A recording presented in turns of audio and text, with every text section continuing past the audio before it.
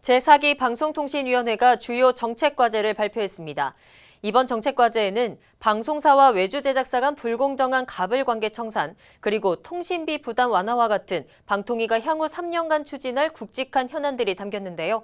관련 내용 취재기자 연결해서 자세한 이야기 들어보겠습니다. 박주영 기자.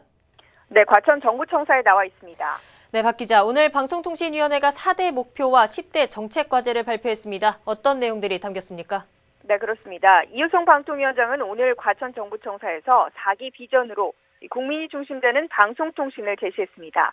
우선 방통위는 방송의 공정성과 공공성을 강화하기 위해 방통위의 자문기구인 방송미래발전위원회를 운영해 올해부터 관련 제도 개선을 추진합니다.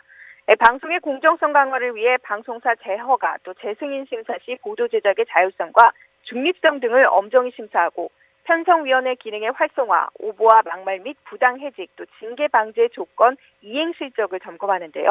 방송 광고를 전면 개편해서 콘텐츠 제작 재원을 확보하고 고품질 방송 콘텐츠 해외 진출로 한류의 지속적인 성장을 도모한다는 계획입니다.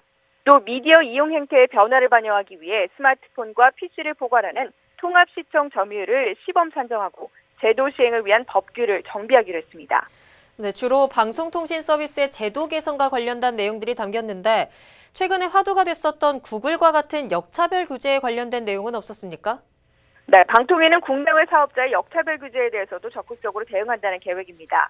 음란물을 버젓이 유통하면서 방통위 시정 조치에 응하지 않은 텀블러와 같은 서비스에 대해 차단 및 삭제를 추진하는데요. 구글이나 페이스북 등 글로벌 기업에 대해서도 위법 행위 여부에 대한 집중 점검에 나설 예정입니다. 이를 위해 인터넷 분야 상생 협의체도 구성하고 운영합니다. 이유성 방송통신위원장은 동등한 규제를 할 수 없으면 국내 기업에도 규제를 하면 안 된다는 것이 원칙이라며 국내 기업이 규제를 받고 있는 만큼 해외 기업도 규제를 받아야 하고 규제 실행력을 높일 수 있도록 국제 공조와 법 개정 등에 대한 강한 의지를 가지고 있다고 강조했습니다. 그렇군요. 그리고 박 기자, 오늘 발표에서 개인정보 보호와 관련된 문제도 언급이 됐다면서요? 네, 그렇습니다.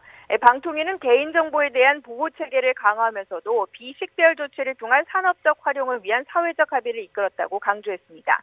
이를 위해 방통위는 개인정보 유출 기업에게 부과하는 과징금 기준을 상향하고 매출액 기반 과징금과 정액 과징금 가운데 높은 금액을 과징금으로 부과하기로 결정했습니다. 또 사업자의 보호조치 미흡으로 인한 개인정보 유출 시 이용자의 피해를 구제하기 위한 집단소송제도와 손해배상 보험 가입 의무화를 검토할 계획입니다. 한편 보호와 함께 활용을 위한 정책도 추진됩니다. 시민단체 간담회 등을 통해 비식별 조치 수준에 대한 사회적 합의를 도출하고 명시적 근거 마련을 위한 법제화를 지원한다는 계획입니다. 네, 방통위가 방송통신 이용자의 권리 보장에 적극 나서는 모양새네요. 네, 그렇습니다. 신속하고 효과적인 분쟁 해결을 위해 통신분쟁 조정제도를 도입하고 통신서비스 분야별 피해 구제 가이드라인을 제시하겠다고 밝혔습니다. 특히 문제로 제기되었던 인터넷 방송의 유료 아이템 한도액 하향 조정도 유도할 방침이라고 합니다. 통신요금과 관련한 내용도 다뤘습니다.